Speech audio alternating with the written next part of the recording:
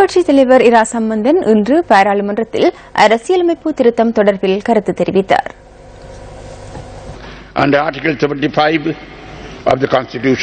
அரசியலமைப்பின் உறுப்புரை 75 கீழ் அரசியலமைப்பில் திருத்தம் ஒன்றை மேற்கொள்வதாக இருந்தால் அதற்கு பாராளுமன்றத்தின் 3/2 அதிகாரம் தேவை.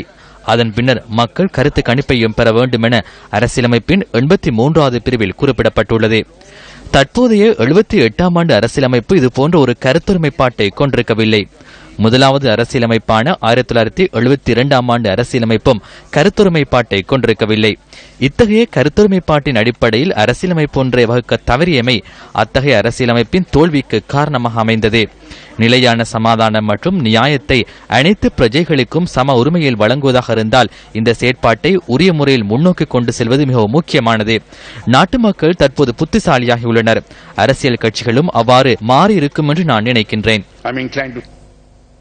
இலங்கை தொழிலாளர் காங்கிரஸ் ஊடகவியலாளர் சந்திப்பொன்றை இன்று ஏற்பாடு செய்திருந்தது.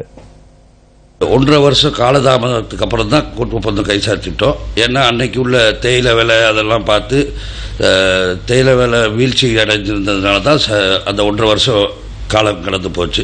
இன்னைக்கு பார்க்க போனால் தேயிலை விலை படிப்படியாக ஏறிக்கிட்டு வருது. நிறையா தோட்டங்களில் அந்த ஒழுங்காக அந்த கொடுப்பனவு சரிவர கொடுக்க மாட்டேங்கிறாங்க.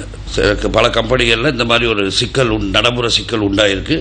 அதை கொடுக்க வேண்டிய 140 ரூபா கொடுப்பனவு நம்ம மக்களுக்கு போய் சரிவர கிடைக்கல.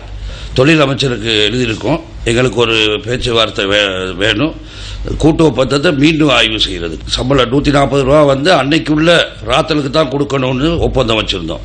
பல கம்பெனிகள் என்ன பண்ணியிருக்காங்க, மறுநாளே அந்த ராத்தல் இதை கூட்டியிருக்காங்க நிர்ணயத்தை. ஸோ அதனால அப்படின்னா முழுக்க கூட்டு ஒப்பந்தத்தை அவங்க வயலேட் பண்ணியிருக்காங்க.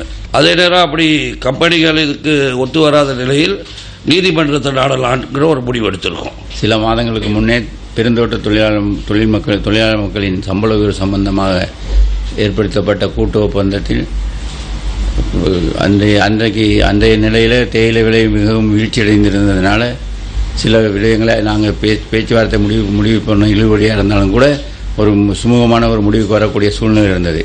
இப்போ சமீபத்தில் தேயிலைகள் சிறிதளவு விலைகள் ஏற்றங்கள் காணப்படுறதுனால இந்த கூட்டு ஒப்பந்தத்தை மறு பரிசீலனை செய்ய வேண்டிய கட்டாயத்தில் இருக்கோம் நாங்கள் இன்றைக்கி.